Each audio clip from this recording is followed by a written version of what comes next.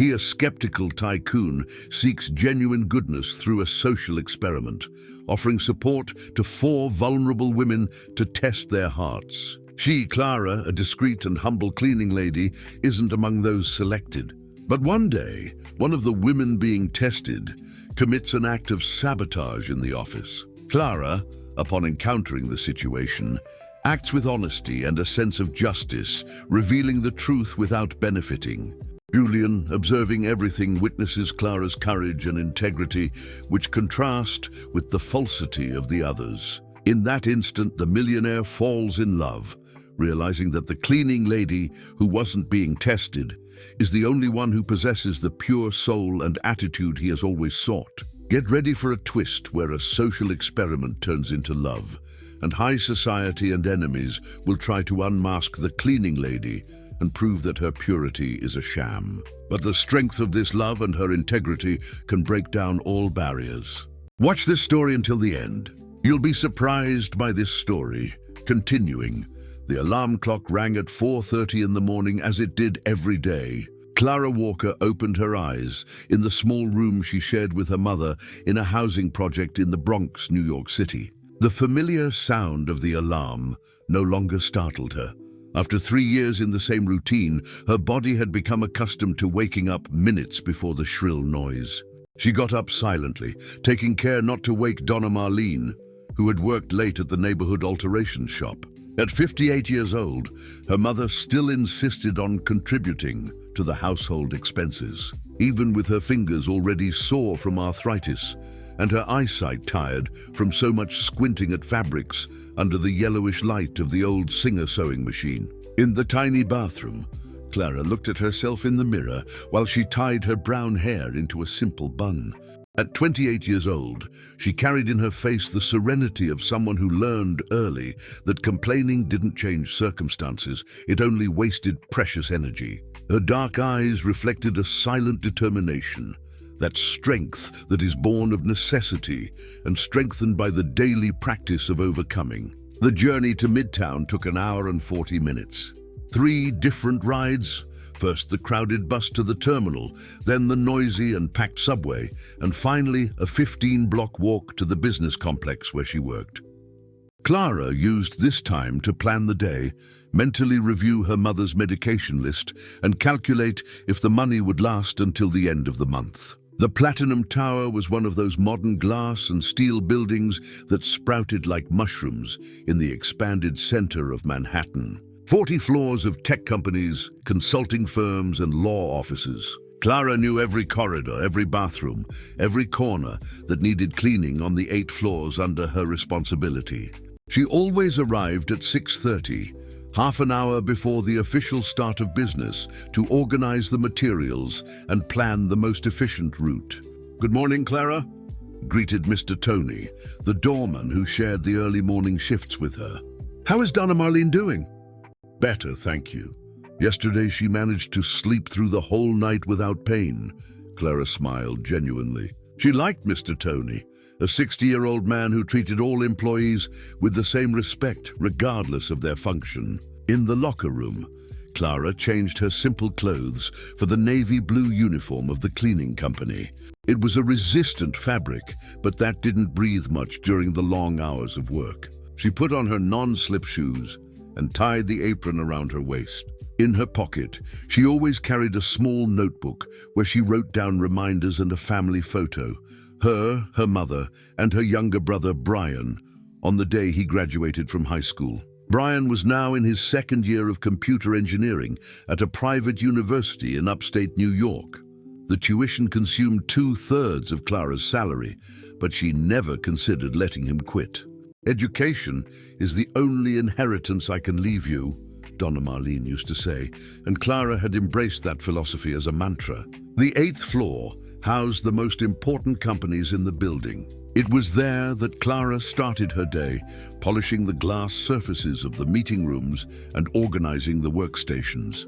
She knew the routine of each employee, who drank coffee without sugar, who left important papers on the table, who often forgot their wallet in their coat. One day, she found a wallet fallen in the hallway with $4,000 in cash. Without hesitation, she handed it over to the Human Resources Department. The employee who had lost it was so surprised by the honesty that she wanted to give her a reward, but Clara politely refused. "I just did what was right," she said, without understanding why it caused so much commotion. During her lunch break, Clara used to sit in the break room in the basement, a simple place with coffee machines and some tables. There, she shared stories and worries with other outsourced employees: Carlos from security, Rosangela from the cafeteria, Marcos from maintenance. They formed an unlikely family, united by the same reality of tight salaries and big dreams. "You should study too, Clara," Carlos always said. "You've got the brains for it." "Brian graduates first," she replied. "Then I'll see what's left." But deep down, Clara knew there would be nothing left. After paying for her brother's college, her mother's medications, and the basic bills, only a few coins remained. Even so, every month, she saved $20 in an old Folgers coffee can, dreaming one day of being able to take a technical nursing course. The afternoons were always the most difficult. It was when the fatigue began to weigh on her legs, and the monotony of the work tested her patience. But Clara had developed small rituals to keep her spirits up.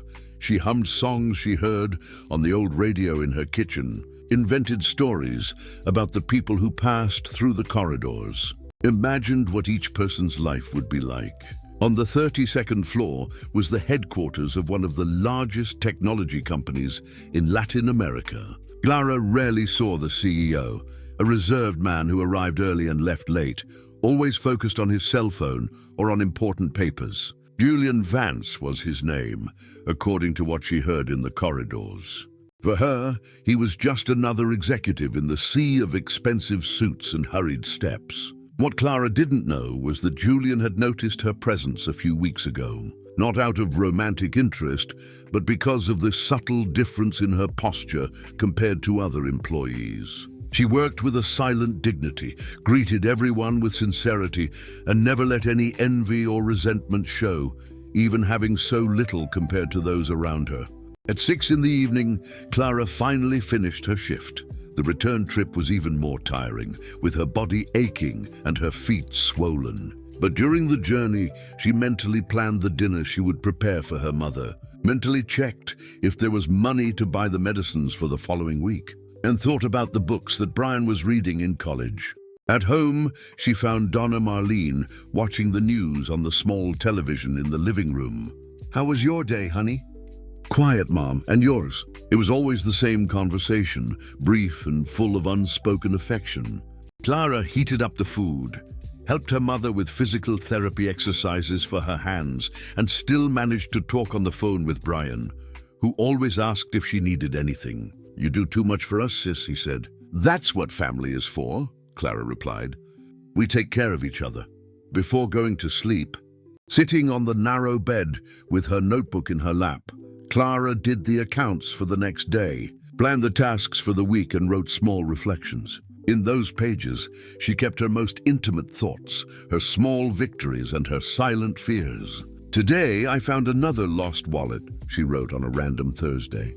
"The lady was so happy she cried. I think sometimes people forget that there is still kindness in the world. I never want to forget that." That was how Clara Walker lived, with dignity, purpose, and an unwavering faith that each day lived honestly brought her closer to something better. She didn't know yet that her silent integrity was about to completely change the course of her life. Julian Vance watched the city of New York from the height of his office on the 32nd floor, a cup of coffee cooling in his hands. At 42 years old, he had built a tech empire that stretched across Latin America, but he felt an emptiness that money had never been able to fill. The relationships in his life were superficial, calculating, and this had led him to a bitter conclusion. Perhaps genuine kindness was just a romantic illusion. But Julian was a man of science, and he decided to test his hypothesis methodically. For weeks, he researched discreetly through social workers, NGOs, and even trusted employees, identifying women in vulnerable situations who could benefit from an opportunity. He wanted to observe how human nature would reveal itself when tested by generosity. He carefully selected 4 women. Patricia, a former secretary unfairly dismissed from a competing company. Vanessa, a single mother of 2 young children who struggled to maintain a small craft business. Livia, a talented young artist without the resources to exhibit her work. And Fernanda, who had a degree in business administration but had been unemployed for 8 months after the family business went bankrupt. The plan was simple.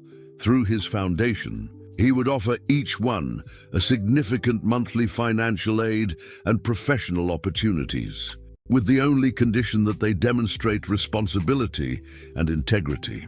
He would observe them discreetly, analyzing how they would use the help, if they would be grateful or if they would take everything as a right. "Mr. Vance," interrupted Regina, his personal assistant for 10 years, "the meetings with the foundation beneficiaries are scheduled for this afternoon. The first is at 2 o'clock. Julian nodded, returning to the table full of documents. Regina was one of the few people he truly trusted, efficient, discreet, and loyal. She knew about the experiment, although she didn't fully approve of the methods. The first meeting was with Patricia, a 35-year-old woman. She presented herself impeccably dressed, with a well-rehearsed speech about social injustice and second chances. Julian offered her a monthly allowance of $5,000 and the possibility of relocation in one of the partner companies. She accepted with tears in her eyes, promising to live up to the trust placed in her. Vanessa arrived with one of her daughters, a 6-year-old girl who hid behind her mother throughout the conversation. Her gratitude seemed genuine, especially when Julian mentioned the possibility of scholarships for the children. She spoke about her dreams of expanding the craft business and helping other mothers in the community. Livia was different from the others, younger, full of artistic ideals and contagious energy. She spoke passionately about art as social transformation, about bringing beauty to forgotten places. Julian promised to fund an exhibition and connect her with influential gallery owners. Fernanda was the last and the most reserved. Daughter of small business owners, she had lost everything when the economic crisis forced the family store to close. Her wounded dignity was evident, but also her determination to rebuild her life. In the following weeks, Julian discreetly followed the development of each one. Patricia started working at a digital marketing company, proving to be competent but demanding. Vanessa expanded her craft production, hiring 2 neighbors. Livia plunged into the preparation of her exhibition with almost manic enthusiasm. Fernanda enrolled in improvement courses and began to develop a business plan. It was in the 4th week that everything changed. Julian was working late when he heard raised voices in the hallway. It was almost 8 in the evening, a time when only security and cleaning remained in the building. Curious, he approached the ajar door and recognized Patricia's voice, arguing on the phone. "No, it wasn't my fault," she said irritably. "How was I supposed to know those files were important? I only borrowed the computer for a few minutes." "If she hadn't left everything open," Julian frowned. Through the crack in the door, he saw Patricia in a colleague's cubicle, messing with someone else's computer. "Look, I need this project to stand out here, understand? And if by chance some of her files disappear, well, that's not my problem." Julian's blood ran cold. Patricia was deliberately sabotaging a colleague, deleting work files from the other employee's computer. It was exactly the type of behavior he most despised, using an opportunity given with generosity to harm others. At that moment, he heard footsteps in the hallway. It was Clara pushing the cleaning cart, approaching the work area. Julian saw when she noticed Patricia at the computer and stopped confused. "Good evening," Clara said politely. "Sorry, I didn't know anyone was still working." Patricia jumped, quickly closing the computer windows. "Oh, hi, yeah, I was finishing some files." Clara nodded and started cleaning the nearby tables. Julian watched carefully when she noticed that Patricia was not in her own cubicle, but in her colleague's. The name Mariana Santos was clearly identified on the desk. "Excuse me," Clara said gently, "but this isn't your station, is it?" "Mariana's desk? Oh, she authorized me." Patricia lied quickly. My computer crashed. Clara stopped cleaning and looked directly at Patricia. There was something in the cleaning lady's gaze that made Julian hold his breath, a silent wisdom, as if she saw through the lies. I understand, Clara said calmly. It's just that Mariana always leaves photos of her kids on the desk, and they aren't here today. She must have taken them home. It was a gentle lie, but effective. Julian saw the photographs of the children clearly visible next to the monitor. Clara was giving Patricia an opportunity to get out of the situation with dignity. Patricia realized she had been discovered. Well, I'm done anyway, she said nervously, turning off the computer and leaving in a hurry. Clara remained standing for a few moments, clearly disturbed by what she had witnessed. Julian saw when she turned the computer back on and checked if it was working normally. Then she took a small post-it note from her bag and wrote something, sticking it discreetly on the monitor. After Clara walked away, Julian approached to read the note. Mariana, someone was messing with your computer tonight. Maybe it's a good idea to check your files tomorrow. A friend. Julian stood there for long minutes, completely impacted by what he had witnessed. While one of the women he was testing revealed her true petty nature, a person who wasn't even in his experiment demonstrated a rare and pure integrity. Clara gained nothing by protecting Mariana. On the contrary, she could get into trouble by reporting an employee. But even so, she had chosen to do what was right, discreetly and gently, preserving the dignity of all involved. At that moment, Julian Vance felt something he hadn't experienced in years, a genuine and deep admiration for another human being. The cleaning lady he had barely noticed for months had just shown him something he was desperately looking for. True kindness, without ulterior motives, without calculations, without expected rewards. For the first time in a long time, Julian smiled genuinely. Maybe his search wasn't in vain after all. The next morning, Julian arrived at the office earlier than usual. He hadn't been able to sleep well, mentally replaying the scene he had witnessed. The image of Clara discreetly writing the note to protect an unknown colleague wouldn't leave his head. There was something about that woman that deeply intrigued him, an authenticity he had judged extinct in the corporate world. At 6:30, as always, Clara arrived on the 32nd floor to begin her routine. Julian, who normally remained in his closed office until much later, found an excuse to walk through the corridors. He wanted to observe her closely, to try to understand what made that cleaning lady so different. "Good morning," he said when he found her organizing the cleaning cart. Clara looked up surprised.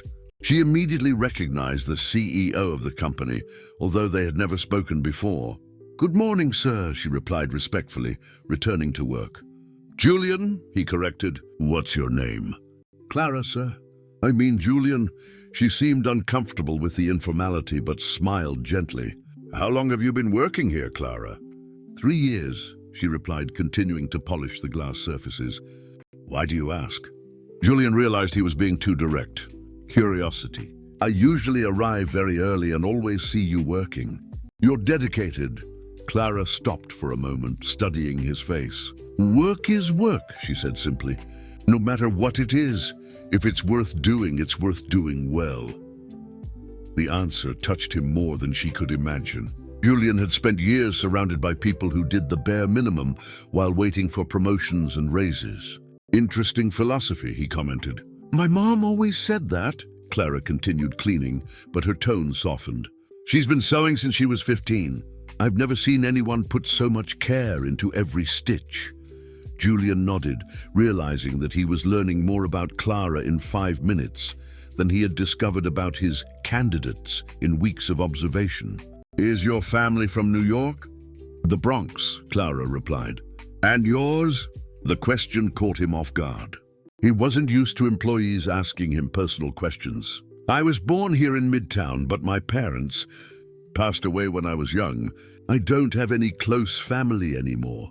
Clara stopped cleaning and looked at him with genuine compassion. "I'm sorry." "That must be hard." "It is," admitted Julian, surprised at his own honesty. "Sometimes you feel kind of lost." "Family isn't just blood," Clara said softly. Sometimes we find people who become family of the heart. Julian was silent, impacted by the simple wisdom of that observation. Clara finished cleaning the area where they were talking and prepared to move on. "Clara," he called impulsively. "Yes?" Do you know the employees here well? The day-to-day stuff?" Clara tilted her head, intrigued. "Some why?" Julian hesitated. How could he explain that he was testing human nature? How could he tell her about his experiment without sounding like a lunatic or a manipulator? "It's just, last night when I left late, I noticed some irregularities. Computers turned on in strange places, people in cubicles that weren't theirs." Clara's face closed slightly. "Oh, did you see something?" asked Julian, watching her reaction carefully. Clara remained silent for a few seconds, clearly pondering how to answer. "I see a lot of things during my work," she said finally, "but I'm not a snitch." "Even when someone is doing something wrong?" "It depends," Clara chose her words carefully. "If it's hurting someone, that's different. But I don't like gossip." Julian realized that she knew exactly what he was talking about, but chose not to expose Patricia directly. Another demonstration of her integrity. She had done what was necessary to protect Mariana without destroying Patricia in the process. What if there was a way for you to help more people here? To use your sensitivity to identify problems? Clara stared at him with distrust. "I don't understand." Julian took a deep breath. He was improvising, but he felt he needed to act. "Our company has a social foundation. We help people in difficult situations. We offer opportunities. Maybe you could help us identify employees who really need support." "Why me?" asked Clara, genuinely confused. "Because you see things that others don't see. Because you care about people." Julian paused. "Because you have something that's rare today and day, a good heart." Clara blushed slightly. "I don't know if I'm the right person for this. I'm just—" "Don't say you're just the cleaning lady," Julian interrupted gently. "What you do here is important, and who you are as a person is even more important." She remained silent, processing the conversation. Julian realized he had said too much, exposed himself too much. "I'm sorry if I said too much. Just think about what I said, okay?" Clara nodded slowly. "Okay." Julian returned to his office with a racing heart.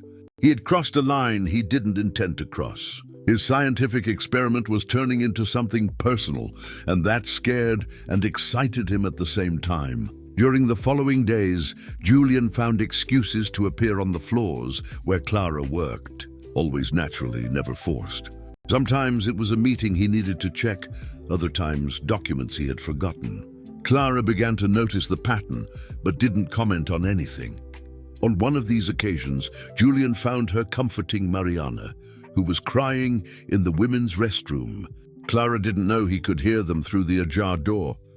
"Thank you," Mariana said between sobs. "If you hadn't warned me about the files, I would have lost my job. I don't know how you knew, but you saved my life. Sometimes you see things," Clara replied softly. "The important thing is that everything is okay now.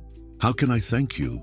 "You don't need to, just if one day you see someone needing help, help them too. That's how the world gets better." Julian walked away silently, but those words echoed in his mind for the rest of the day. Clara hadn't just done the right thing. She had done it without expecting recognition, and on top of that, she was teaching Mariana about kindness and solidarity. That night, Julian called Regina. "I need you to discreetly investigate the financial situation of Clara Walker, the cleaning lady on the 32nd floor." "Sir, she's not in the foundation program." "I know," Julian interrupted, "but she should be." It was his first real step towards Clara, not as part of an experiment, but as someone who genuinely wanted to help an extraordinary person who had touched his heart. Regina's investigation into Clara revealed exactly what Julian expected to find: a life of silent sacrifices and unwavering dignity. Mother with arthritis, brother in college, bills up to date despite the tight salary, impeccable work history, no questionable debts. It was almost too good to be true, and that only intensified Julian's interest. Meanwhile, his 4 official candidates began to show cracks in their masks of perfection. Patricia had been discreetly transferred to another department after more suspicious incidents. Vanessa had begun to make increasing demands on the aide, complaining that $5,000 was not enough for her special needs. Livia had spent half of the exhibition budget on designer clothes to build her artistic image. Only Fernanda remained consistent, although a little distant. Julian decided it was time to act regarding Clara. He instructed Regina to prepare an official proposal. Clara would be promoted to a position in the foundation, with a salary 3 times higher than her current one, and her family would receive full medical support for Donna Marlene and a full scholarship for Brian. "Are you sure about this, sir?" asked Regina, worried. "It's a very drastic change in her life." "It's exactly what she deserves," replied Julian, without mentioning that it was also exactly what he hoped would happen.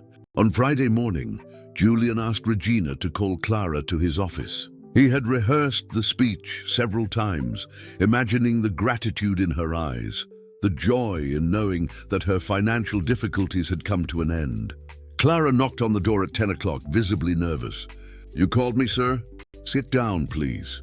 Julian gestured to the chair in front of his desk. "Clara, I have a proposal for you." She sat on the edge of the chair, her hands crossed in her lap. "Proposal." Julian explained about the position in the foundation, the benefits, the salary increase. He spoke about how he had noticed her dedication and integrity, how he believed she could make a difference in the lives of other people. As he spoke, he noticed that Clara's face didn't light up as he expected. Instead, she seemed increasingly uncomfortable. "It's a very generous offer," said Clara when he finished. "But I don't understand why." "What do you mean?" "Why me? Why now? I've worked here for 3 years and no one has ever noticed as you said, my integrity." Clara stared at him directly. "What changed?" Julian wasn't prepared for that question. "I started paying more attention. After we talked about computers turned on and people in the wrong places." Julian's heart raced. Clara was more perceptive than he had imagined. "That has nothing to do with—" "Yes, it does." Clara stood up, agitated. "You saw something, didn't you? And now you want to hire me to be, what, your spy? Your informant? That's not it." "Then what is it?" Clara's voice rose. "Because where I come from, when someone offers something too good to be true, there's usually a catch." Julian stood up too, trying to find the right words. "Clara, you're misunderstanding." "Am I?" She took a few steps towards the door. "You don't even know me properly. We've talked a few times in the hallway, and suddenly I'm the most honest person in the world. Sorry, but I'm not naive." "You don't understand," Julian tried to explain, but the words came out jumbled. "I was watching you because what?" Clara stopped at the door, waiting. Julian couldn't answer. How could he explain about the experiment without sounding even more manipulative? How could he say that she had passed a test she didn't even know she was taking? "That's what I thought," said Clara, the disappointment clear in her voice. "Thank you for the offer, but I prefer to continue as a cleaning lady. At least I know where I stand." She left, closing the door with more force than necessary. Julian stood in the middle of the office, feeling as if he had been punched in the stomach. The situation worsened when Patricia appeared in his office an hour later, accompanied by Vanessa and Livia. "We need to talk," said Patricia without preamble. "About what?" "About your new obsession with the cleaning lady," replied Vanessa with a venomous smile. Julian's blood ran cold. "What are you talking about?" "Please," Livia laughed sarcastically. "Do you think we're blind? You've been chasing after that woman like a puppy, and now you're offering her exactly what you should be offering us." "We're the ones in the official foundation program," added Patricia. "We're the ones who went through the entire selection process. But apparently being pretty and humble is worth more than competence and real need." "You don't know what you're talking about." Julian tried to maintain his composure. "Yes, we do." Vanessa crossed her arms. "And we also know that this Clara of yours isn't as saintly as she seems." "What do you mean by that?" Patricia smiled maliciously. "Let's just say she hasn't told the whole truth about her family." Her brother isn't in college on a scholarship like she makes everyone believe. She's the one paying. And do you know where the extra money comes from? Julian felt a chill run down his spine. Just say it. She does extra cleaning jobs at night. In family homes, said Livia. Very wealthy homes. And sometimes some things from those houses disappear. That's a lie, Julian retorted immediately. Is it? Patricia took out some photos from her cell phone. We have proof. Your saintly Clara entering and leaving homes where small thefts were later reported. Jewelry, money, valuables. The photos showed Clara in a cleaning uniform entering the gates of luxurious houses. Julian knew they could have been taken out of context, but doubt began to gnaw at his mind. What do you want? He asked, exhausted. For you to open your eyes, Vanessa replied. To recognize who really deserves your opportunities. Who is really trustworthy? After they left, Julian was alone with his turbulent thoughts. The accusations against Clara seemed absurd, but the photos were disturbing. And her reaction to his offer, maybe she really knew more than she let on. For the first time since he had started his experiment, Julian questioned his own judgment. Maybe his search for genuine kindness was just a fantasy. Maybe all people were driven by self-interest, including Clara. That afternoon, when he saw her passing through the hallway, Julian looked away. Clara noticed and slowed down, as if she wanted to say something, but he had already entered the elevator. The first major obstacle was in place. Doubt had settled in Julian's heart, and Clara felt that she had lost something she didn't even know she possessed. The following days were tense and filled with misunderstandings. Julian avoided the corridors where Clara worked, and she, noticing the change in attitude, remained even more discreet than usual. The words of the three women echoed in his mind, planting seeds of doubt that grew with each hour. Regina watched everything with growing concern. She had known Julian for years and had never seen him so disturbed because of an employee. More than that, the accusations against Clara didn't make sense with the profile she had built about the cleaning lady. "Sir," she said, entering Julian's office the following Monday, "I need to talk about Clara Walker." Julian looked up from the documents. "What about her?" "I investigated the allegations that were made against her. The photos they showed are true, but the context was completely distorted." Julian straightened in his chair. "What do you mean?"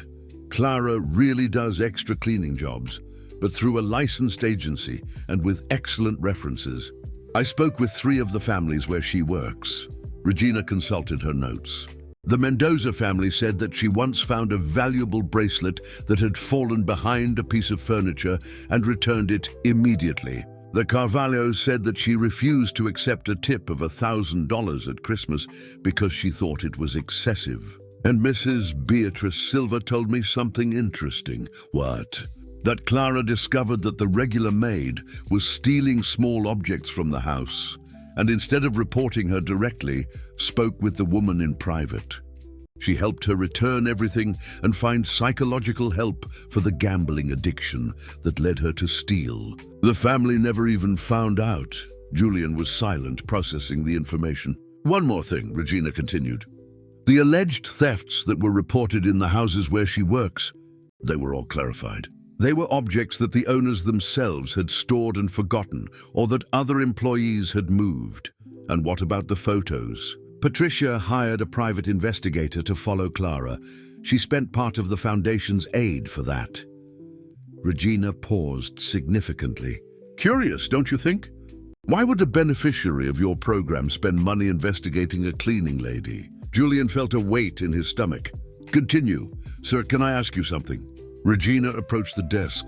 "Why is Clara so important? Since when are you so interested in the personal lives of outsourced employees?" The question hit Julian like a slap in the face. Regina knew him too well not to realize that something was out of the ordinary. "It's complicated," he mumbled. "Does it have to do with your social experiment?" Regina's voice was gentle but firm. Julian stared at her, surprised. "How do you—" "Sir, I organize your schedule, your appointments, your meetings with the beneficiaries. I'm not blind," Regina sighed. "And frankly, I'm worried." "Why?" "Because you're playing with the lives of real people. And because I think you've fallen for the only person who isn't in your game." Regina's words cut deep. Julian stood up and walked to the window, watching the movement of the city below. "She rejected me," he said quietly. "The offer I made she saw as manipulation, and wasn't it?" Julian turned to face his assistant. "I wanted to help her." "Why?" "Because she passed your test. Because she proved to be worthy of your attention." Regina shook her head. "Sir, with all due respect, Clara Walker doesn't need your approval to be a good person. She was like that long before you noticed." At that moment, Regina's cell phone rang. It was an external call. "Hello? Yes, he is. How? When did this happen?" Regina turned pale. "I understand. Yes, I'll let him know immediately." "What is it?" asked Julian, alarmed. It was from Mount Sinai Hospital. "Donna Marlene, Clara's mother, was admitted to the emergency room an hour ago. Severe rheumatoid arthritis crisis, cardiac complications." Julian felt the ground disappear beneath his feet. "How did they know to call here?" "Clara listed the company as an emergency contact on the basic health plan we have for outsourced employees. She must be desperate." Without thinking twice, Julian grabbed his coat. "I'm going there. Sir, I don't think that—" "Regina, prepare the best cardiologist we know and transfer Donna Marlene to a private room. Now, what if Clara refuses the help? What if she thinks it's just another manipulation?" Julian stopped at the door.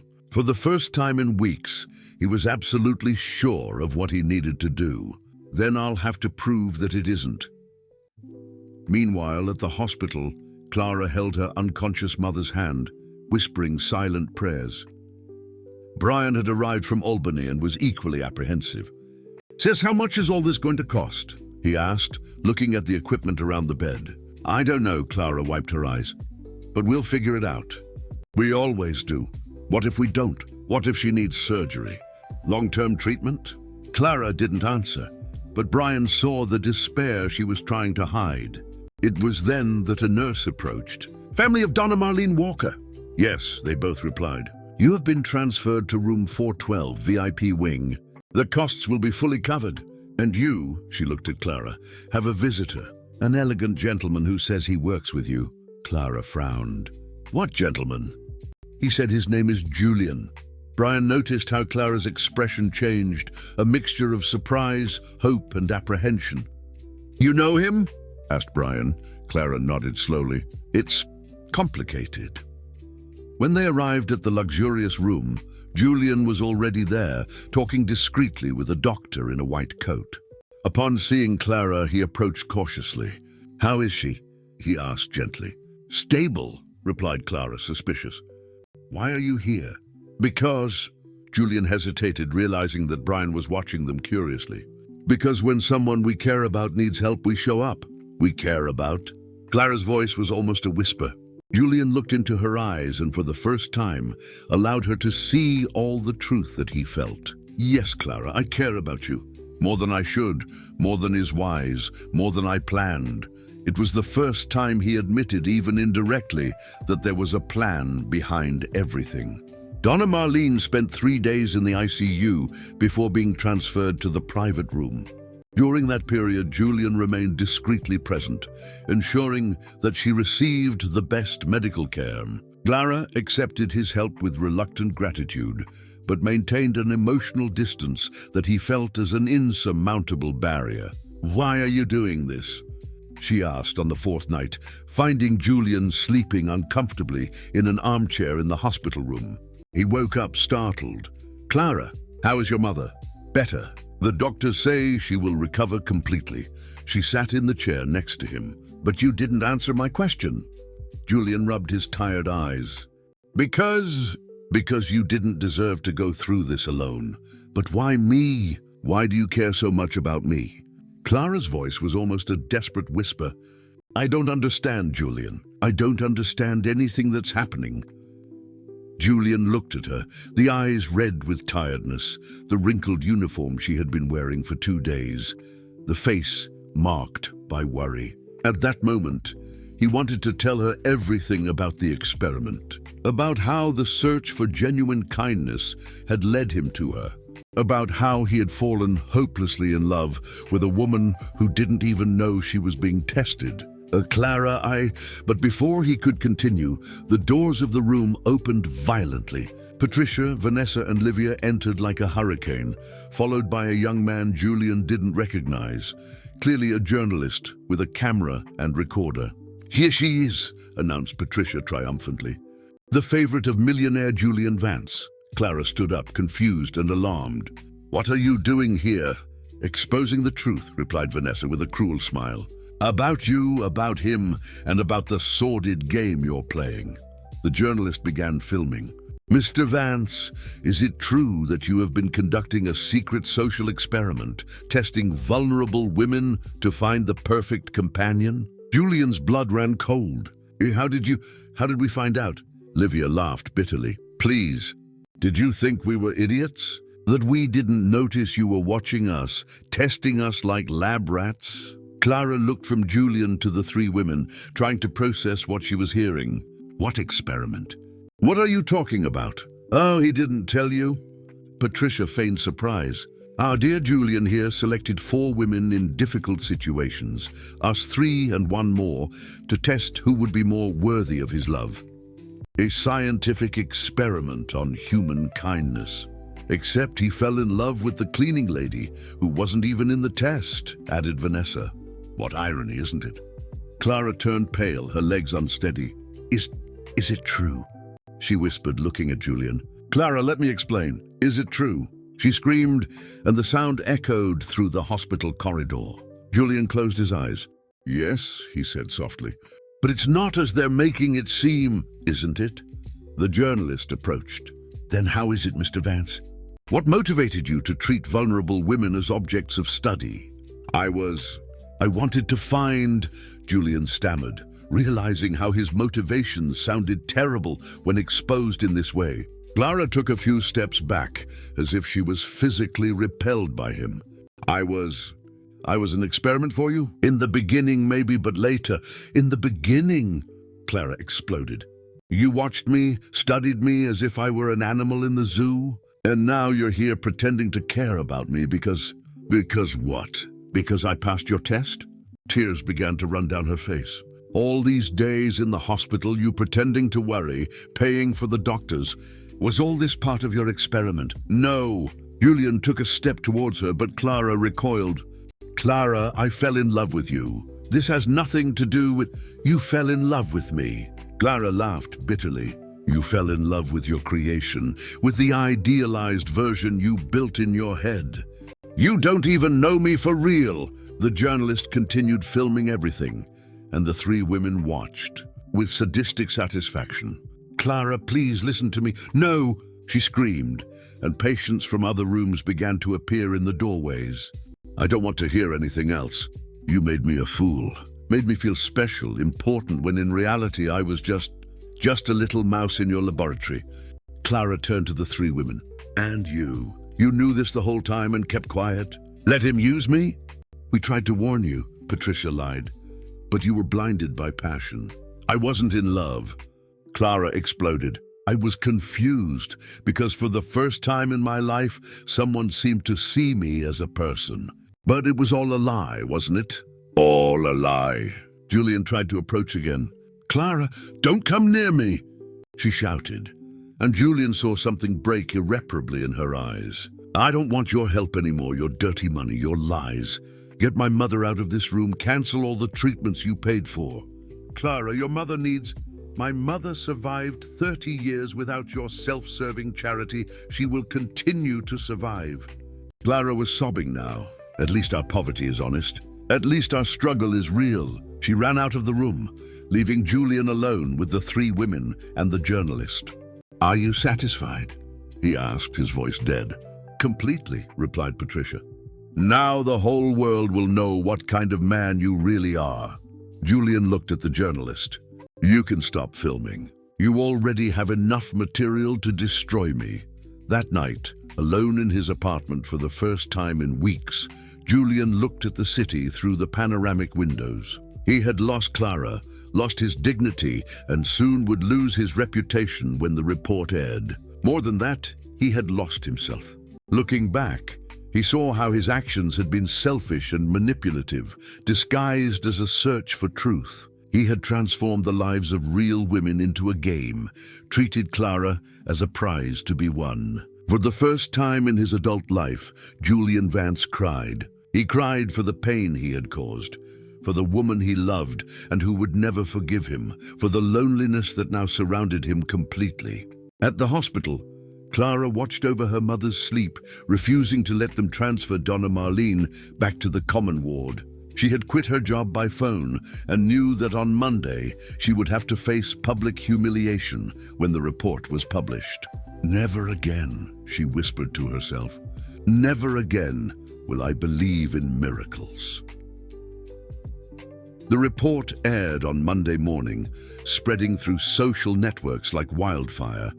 "Tech tycoon treats women like guinea pigs in sordid experiment," the headline screamed. The video of Clara screaming at the hospital, her tears of humiliation and betrayal, went viral in a matter of hours. Clara had taken medical leave to care for her mother, but in reality, she was hiding from the shame. Donna Marlene had been transferred back to a simple room in the public health system, and Clara had insisted on paying all the treatments out of her own pocket, even if it meant going into debt for the next few years. "Honey," said Donna Marlene on Tuesday, when she finally had the strength for a long conversation, "tell me properly what happened." Clara told everything, from the first meetings with Julian to the devastating revelation at the hospital. Donna Marlene listened in silence, holding her daughter's hand. "And you believe he did all this just out of malice?" asked the mother when Clara finished. "Mom, he used me. Made me an experiment. That I understand, my daughter. But answer me, do you believe that he doesn't feel anything real for you?" Clara was silent. In the most intimate moments they had shared, she had seen something in Julian's eyes that seemed genuine. But now, she didn't know what to believe anymore. "It doesn't matter what he feels," she said finally. "What matters is what he did." On Wednesday, Brian came to visit them and brought disturbing news. "Sis, you need to see this." He showed his cell phone. "They're saying horrible things about you on the internet." Clara looked at the screen and felt her stomach turn. Cruel comments about her appearance, her social origin, malicious speculations about her motives. Some people defended her, but most seemed to enjoy the scandal. "Gold-digging cleaning lady manipulates millionaire," said a sensationalist headline. "The true face of poverty," screamed another. "How can they write these things?" Brian was outraged. "They don't even know you." But what hurt the most was reading the comments that suggested that she had always known about the experiment, that she had participated consciously, hoping to get ahead in life, as if her pain, her humiliation, were just theater. "They won't stop, will they?" Clara whispered. "They'll keep talking, inventing things." "Clara," Donna Marlene called from the bed. "Come here." Clara approached and her mother held her face with her fragile hands. "Listen to what your mother is going to tell you. Since you were a little girl, it's always been like this. When someone hurt you, you hid. Remember when the boys at school mocked our old clothes? You stopped going to parties. When that boyfriend of yours said you didn't have enough class, you stopped dreaming of going to college." Clara felt tears in her eyes. "But you know what I've always admired in you? That even hiding, you never stopped being who you are. Never lied, never stepped on anyone, never lost your kindness." Donna Marlene paused. "Only now it's not just about you, daughter. Now there are a lot of people telling lies about who you are. And are you going to let them?" That night, alone in the small hospital room, Clara finally allowed herself to feel something beyond humiliation. Anger. Anger at Julian for having used her, but also anger at the three women who had planned her destruction. Anger at a system that transformed genuine pain into entertainment. She began to connect the dots. Why was Patricia so interested in destroying her specifically? Why had the three worked together so precisely? And why did they have a journalist on hand, ready to film everything? On Thursday, Carlos from security looked for her at the hospital. "Clara, I know you don't want to talk to anyone from the company, but I need to tell you something." "What is it, Carlos?" "That Patricia, one of the women who attacked you, She's been messing with the computers in the building several times. Not just Mariana's, and always at night when you were cleaning the floor." Clara frowned. What do you mean?" "I think she was studying you, girl. Seeing your routine, your schedules, and there's more. She offered money to the cleaning staff to speak badly of you. Marcos refused and told me." The pieces began to fall into place in Clara's mind. Patricia hadn't discovered the experiment by chance. She had investigated Julian, discovered about the foundation program, and then orchestrated the whole situation to get rid of the competition that Clara represented. "Carlos," said Clara slowly, "do you know if she had access to the employees' personal files?" "Not officially. But you know how it is. Whoever has a computer and a knack can see a lot of things." On Friday, Regina appeared unexpectedly at the hospital. "I know you don't want to see me," she said hesitantly, "but there are things you need to know. If you came to defend your boss, I didn't come to defend anyone. I came because I discovered that you were the victim of a much more elaborate frame-up than you imagine." Regina sat down and opened a folder. "After everything exploded, I decided to investigate how the three discovered about the experiment. And I discovered something interesting." She showed bank documents. Patricia hired the private investigator 3 weeks before they confronted Julian. That is, she was already planning to expose everything. She was just waiting for the right moment. And the journalist who appeared at the hospital?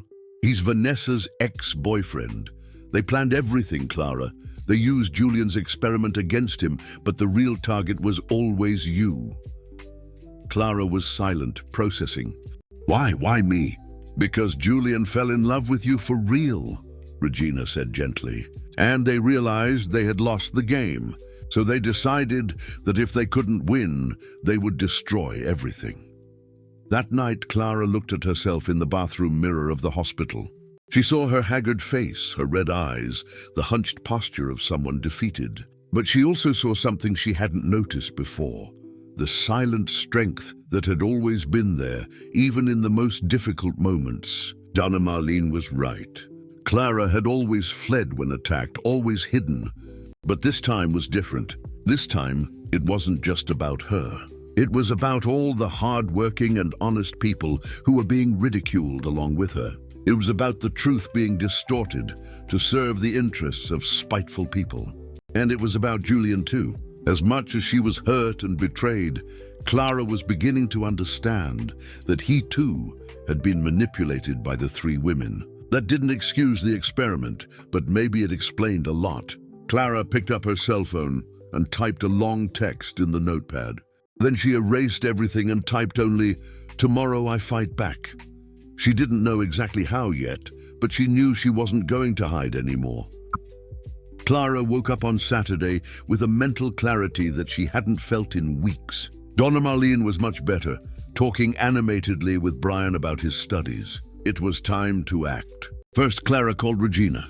"I need all the evidence you have about the frame-up, and I need you to organize a press conference." "Clara, are you sure?" "It's going to be difficult, I'm sure. I'm tired of being a coward." Regina organized everything for Monday in the auditorium of the Platinum Tower itself. The irony didn't go unnoticed by Clara. She would return to the place where it all began, but this time as the protagonist of her own story. Julian learned about the press conference through Regina, but Clara was inflexible. He couldn't be present. "This is about me," she said. "I need to do it alone first." On Monday morning, Clara dressed carefully. She didn't have expensive clothes, but she chose her best blouse and pants, tied her hair elegantly. She looked in the mirror and saw not the defeated cleaning lady, but a woman determined to fight for her dignity. The auditorium was packed. Journalists, company employees, curious people attracted by the scandal. Clara went on stage with her legs trembling, but her voice firm. "My name is Clara Walker," she began. "You know me as the cleaning lady of the scandal. I came here to tell my version of the story." A murmur ran through the audience. Clara took a deep breath and continued. "It's true that I was the victim of a social experiment. Julian Vance observed me without me knowing, studied me as if I were an object. That was wrong, and the pain I felt was real. Her voice strengthened. "But there are truths that you don't know." Clara began to present the evidence that Regina had gathered. Bank documents showing that Patricia had hired investigators to follow her. Computer logs proving that she had accessed employees' personal files illegally. Messages between the three women planning the ambush. Patricia Mendez, Vanessa Santos, and Livia Ferreira didn't discover the experiment by chance, said Clara, her voice echoing through the silent auditorium. They planned my destruction because they knew that Julian Vance was falling in love with me, and that threatened the benefits they received from his foundation. One of the journalists shouted, "But you didn't know about the experiment?" "No," Clara replied firmly, "and if I had known, I would have rejected any participation. Because unlike these women, I wasn't interested in Julian Vance's money. I was interested in the man I thought I knew." She paused, and when she spoke again, her voice was filled with emotion. "You want to know who I really am? I'm the daughter of a seamstress and the sister of an engineering student. I've been working as a cleaning lady for 3 years, and I am proud of my work. I have never stolen anything from anyone, never lied to get ahead, never used someone else's misfortune to climb in life." Clara looked directly at the cameras. "But the 3 women who accused me did exactly that. They used a man's generosity, manipulated his insecurities, and, when that wasn't enough, decided to destroy an innocent person to protect their own interests." At that moment, the door of the auditorium opened. Julian entered, walking determinedly to the stage. Clara looked at him surprised. "Clara," he said into the microphone, "can I speak?" She hesitated, then nodded. Julian turned to the audience. "Everything Clara said is true. I made a terrible mistake in treating her as an object of study. But there is something I need to make clear publicly." He looked at Clara. "My experiment ended the moment I saw you protecting Mariana from that act of sabotage.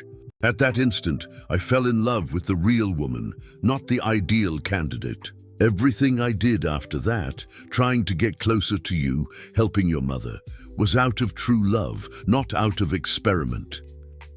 Julian turned to the cameras. "Clara Walker is the most honest person I've ever met. If anyone was a victim here, it was her. And if anyone deserves forgiveness, it's me." Clara felt tears in her eyes, but maintained her composure. "Julian," she said softly, "thank you for telling the truth. But that doesn't erase what you did." "I know," he replied, "and I don't expect immediate forgiveness. I just hope for the chance to prove that I have learned who the person I truly love is." The press conference ended, with Clara being applauded standing. In the following days, the narrative in the media changed completely. The 3 women were exposed as manipulators, and Clara emerged as a symbol of dignity and courage. But more important than the public rehabilitation was what happened 2 weeks later. Julian appeared at the hospital where Donna Marlene was doing physical therapy. "I didn't come to offer anything," he said to Clara. "I came to apologize, for real, and to say that if one day you want to give me a second chance, not as your boss, not as your benefactor, but as an imperfect man who loves you, I'll be here." Clara studied him for a long moment. "Julian, you hurt me a lot. I know. And it will take time for me to trust you again. I know that too." Clara sighed. "But I think we all deserve a second chance. Even you." 6 months later, Clara had returned to work, not as a cleaning lady, but as a coordinator of social programs in an NGO that she herself had helped to found. Julian had respected her space, but little by little they rebuilt a friendship based on mutual honesty.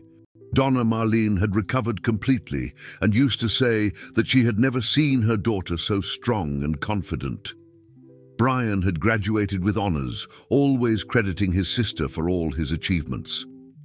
And when Clara finally agreed to have dinner with Julian, for the first time since the scandal, it was because she saw in his eyes not the man who had used her as an experiment, but the man she had helped to find his own humanity. "You taught me that true love isn't tested," Julian said that night. "It simply exists." Clara smiled. "And you taught me that sometimes the right person comes packaged in the most wrong way possible." They laughed together, and for the first time, Clara knew that she had found not only love, but her own strength. The story of Clara Walker proved that true wealth is not measured in money, but in character, and that even in the darkest moments, dignity and courage can illuminate the path to a better future. Dear listeners, we hope Clara's journey has touched you deeply. Her story reminds us that true strength is born not from the absence of difficulties, but from the way we face each challenge. To continue exploring narratives that celebrate the resilience of the human heart, we have prepared a special selection of equally transformative stories. You can find them by clicking here on the side. If Clara's story inspired you as much as it inspired us, don't forget to subscribe to our channel and leave your like. Every day, we bring you real stories about real people who have discovered that even the most difficult circumstances can be the beginning of something extraordinary. Don't miss our next content and tell us in the comments which moment in Clara's story moved you the most. We look forward to reading your reflections.